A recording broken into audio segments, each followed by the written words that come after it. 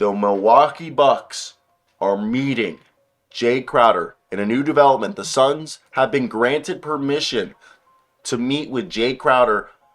The Suns have granted the Bucks permission to meet with Jay Crowder. I said that weird.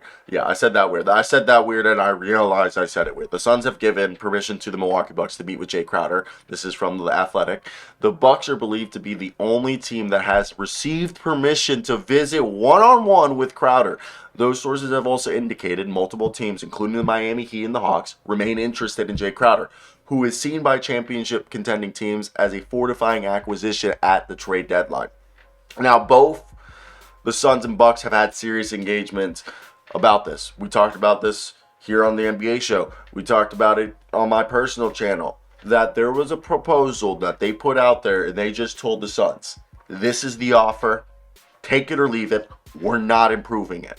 And I looked at the salary caps, I looked at everything, and I said that deal had to be Jordan Nwora, George Hill, and Serge Ibaka, because Serge Ibaka about a week and a half ago was granted to be away from the team until they find him a trade. And I said they probably would throw in a second round pick. Nothing more, nothing less. And why would they do that?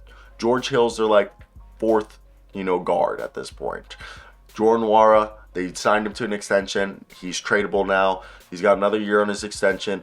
So the Suns kind of look at him as a reclamation project, because it's not like he's a bust or anything. He was a second round pick who showed flashes but then became unplayable in the playoffs, so you can't play Jordan Nwora in the playoffs. He's somebody that's just going to take a little bit more time. And with that being said, I think sending to the Suns could use him because they need some backup wings, and losing Jay Crowder, he helps. And then Serge Ibaka, now they have Bismack Biyombo and Jock Landale, and if one of those two guys get hurt behind DeAndre Ayton, you have a fourth big in Serge Ibaka. And right now the Bucks are allegedly searching for a third team to provide Phoenix with a forward. So what comes now, we don't know.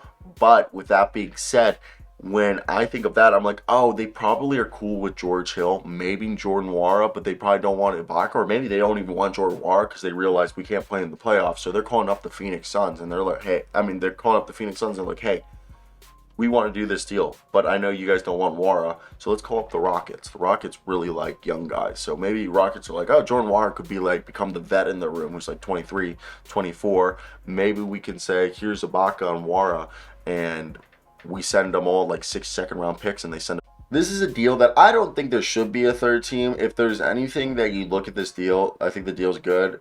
I think the Suns, if they're being a little hesitant on the deal, ask for, they offered 4 second-round picks for Eric Gordon.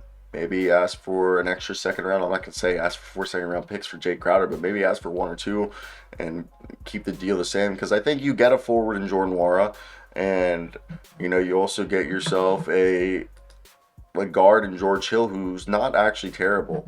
Also, did you know, Jordan Nwora's dad, I believe it is. Yeah, Jordan Nwora's dad is the coach, is a college basketball coach too. So I'm actually a huge fan of Jordan Nwora. He's a community college basketball coach for the last 24 years.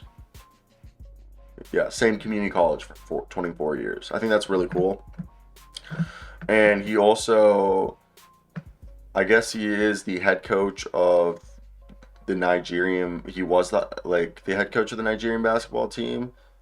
And now, yeah, that's pretty cool. So I think it's something that could work out for both parties. I don't know.